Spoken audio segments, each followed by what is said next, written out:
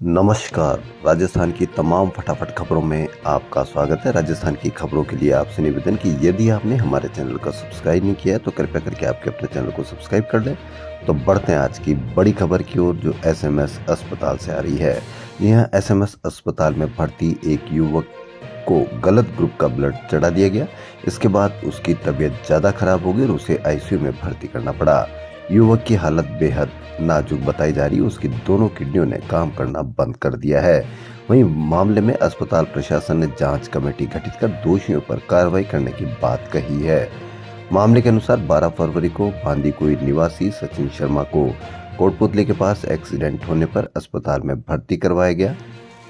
परिजनों ने उन्हें पर्ची देकर ब्लड मंगवाया गया। पर्ची में लिखे ब्लड ग्रुप के अनुसार ही ट्रोमा ब्लड बैंक से एबी पॉजिटिव ब्लड और प्लाज्मा दे दिया गया, जबकि बाद में पता चला कि मरीज को ब्लड ग्रुप ओ पॉजिटिव था, लेकिन उसे एबी पॉजिटिव चढ़ा दिया गया, जिससे दोनों किडनियां खराब हो गई और आईसीयू में भर्ती करना पड़ा। वहीं दूसरी घटना मोती डूंगरी सर्किल जयपुर, जहां दोपहर करीब 3:30 बजे रफ्तार हरियाणा रोडवेज से अनुबंधित बस ने राहगीर बुजुर्ग को कुचल दिया। हादसे के बाद चालक तेज स्पीड से बस को भगा ले गया। इस दौरान वहां से गुजर रहे एक व्यक्ति ने बस के नंबर हाथ पर लिख लिए और पुलिस को बताया। तब गलता गेट के पास बस को रुकवा लिया गया। तेज रफ्तार हरियाणा रोडवेज ने बुजुर्ग को कुचला। हादसे के बाद चालक ने और स्पीड बढ़ा दी। 5 किलोमीटर दूर रुकवाया तो बस छोड़कर भागा। ये इस तरह से हादसे आए दिन जयपुर की सड़कों पर भी होते हैं। कौन रोके, कैसे रोके और कैसे रोके ये हादसे, इस पर आप अवश्य कमेंट करें। तीसरी खबर, कनिष्ठ अभियंता भर्ती परीक्षा 2020 का पेपर लीक प्रकरण में एसओजी द्वारा पकड़े गए मास्टरमाइंड हर्षवर्धन मीणा 13 साल में इतने लोगों को नौकरी लगा चुका कि उसे खुद को ही नहीं पता। पूछताछ में 13 साल में करीब 500 से ज्यादा अभ्यर्थियों के पेपर लीक, डमी कैंडिडेट व ब्लूटूथ से नकल करवाकर नौकरी लगाने की बात कबूल की है। हर्षवर्धन के पास अकूत संपत्ति होने का भी पता चला है। हाईकोर्ट ने वन रक्षक भर्ती 2020 में बीमारी के चलते दस्तावेज सत्यापन नहीं कराने वाले प्रार्थियों को राहत देते उसे इसके लिए एक मौका और देने का निर्देश दिया है।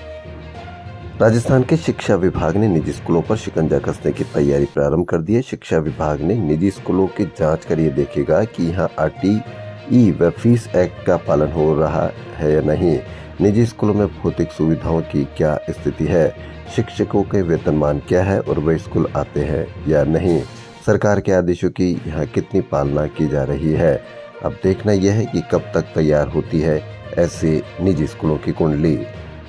लोकसभा चुनाव के अभियान का खाका तैयार कर रही भाजपा को लगता है कि राम मंदिर का मुद्दा ज्यादा प्रभावी नहीं रहेगा, इसलिए भाजपा दलित समुदाय के बीच राम मंदिर से ज्यादा मोदी सरकार की योजनाओं पर फोकस रखेगी।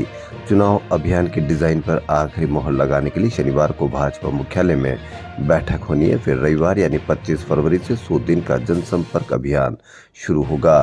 भाजपा के एक वरिष्ठ नेता का कहना है कि राम मंदिर बेशक 500 साल की सबसे बड़ी उपलब्धि है, लेकिन उपलब्धि का हर्ष तब और बढ़ जाता है जब लोग कल्याणकारी योजनाओं के लाभार्थी बनते हैं।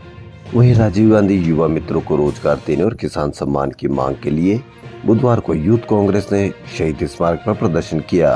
प्रदर्शन करते कार्यकर्ता पुलिस की बैरिकेडिंग से आगे बढ़ने लगे तो उन पर डंडे बरसाए गए, पानी की बौछारें की गई। पुलिस की लाठीचार्ज के दौरान कई कार्यकर्ता घायल भी हुए। घायल कई कार्यकर्ता पदाधिकारियों के साथ पूर्व सीएम अशोक गहलोत से जाकर भी मिले। एनएसयूआई के प्रदेश अध्यक्ष विनोद जाखड़ सहित बड़ी संख्या में पदाधिकारी और कार्यकर्ता शहीद स्मारक पर जमा हुए। यहां से वे सीएम आवास का घेराव करने आगे बढ़े। पुलिस ने पहले ही यहां बैरिकेडिंग की हुई थी। यूथ कांग्रेस के राष्ट्रीय अध्यक्ष बीवी श्रीनिवास ने कहा कि भाजपा झूठे वादे कर सत्ता में आई है, सरकार बढ़ने के बाद एक भी वादा पूरा नहीं किया गया। यूथ कांग्रेस के प्रदेश अध्यक्ष अभिमन्यु पूनिया व संगठन प्रभारी सतवीर चौधरी ने कहा कि राज्य सरकार 2.5 महीने में ही अपना विश्वास खो चुकी है। जो वायदे सरकार ने युवाओं और किसानों से किए थे उस पर वो खरे नहीं उतर रही है। राजस्थान के सीएम ने बहुत बड़ी पहल की। जयपुर में ट्रैफिक जाम के मद्देनजर नई व्यवस्था लागू करते हुए बुधवार को पहली बार सीएम का काफिला गुजरा। तब ट्रैफिक नहीं रोका गया, बल्कि सीएम का काफिला भी चौराहे की लाल बत्ती पर रुका रहा। अब देखना यह है कि ये जयपुर में सीएम के लिए ट्रैफिक कब तक रुकता है या कब तक इसी का पालन किया जाता है, ताकि हर आदमी को ये पता लग सके कि राजस्थान के सीएम एक आम आदमी है। वहीं पाली के सागताड़ा में बुधवार सुबह ग्रेनाइट की खदान में 3 श्रमिकों की मौत हो गई और 3 घायल हो गए। ऊपर ड्रिलिंग की जा रही थी, नीचे मजदूर थे। 50 फीट से 25 टन की चट्टान गिर गई, जिसमें 6 दब गए और 3 की मौके पर ही मौत हो गई। अब देखना यह है कि इस खदान के बारे में चर्चा ज़्यादा मत करना, बल्कि ये होना चाहिए कि आगे से कभी भी इस तरह के हादसे नहीं हो। जबकि देखा जाएगा कि खदान का ये देखा जाएगा कि यह वैलिड है, अनवैलिड है, और सारी जो चर्चाएं हैं वो खदान के ऊपर जा पहुंचेगी। जबकि हजारों खदानें इस तरह की चल रही होगी, तो इसके बजाय ये देखना हो कि कहीं से भी कैसे भी खदान चल रही हो, लेकिन किसी भी ऐसे हादसे में किसी भी व्यक्ति की मौत ना हो, क्योंकि तीनों मरने वाले 20-22 साल के बच्चे थे।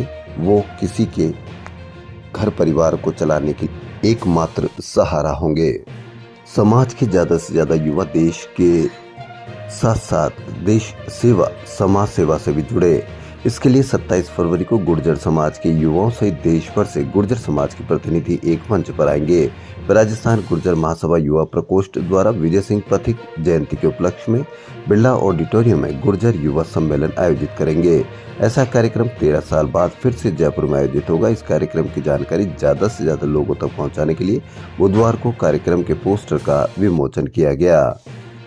राजस्थान हाई कोर्ट ने अलवर के खेड़ली में अप्रैल 2016 के दौरान सरकारी स्वास्थ्य केंद्र के चिकित्सा कर्मियों की कर्तव्यों के निर्वहन में विफलता के चलते सरे बाजार सड़क पर प्रसूता को 2 जुड़वा बच्चों को जन्म देने के लिए मजबूर करने और बाद में इलाज नहीं मिलने के चलते बच्चों की मौत होने को मानवता की मौत बताया। अदालत ने कहा कि इन महिलाओं के लिए जननी सुरक्षा योजना, जननी शिशु सुरक्षा कल्याण योजना सहित कई योजनाएं हैं, लेकिन प्रार्थियों की निःशुल्क इलाज और दवाइयां नहीं मिल पाई।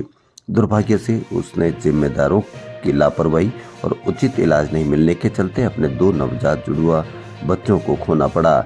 ऐसे में केंद्र और राज्य सरकार प्रार्थियों को 4 लाख रुपए की मुआवजा राशि और अन्य खर्च के 25,000 रुपए दे। वहीं इस घटना के जिम्मेदार अफसरों के खिलाफ विभागीय कार्रवाई भी की जाए।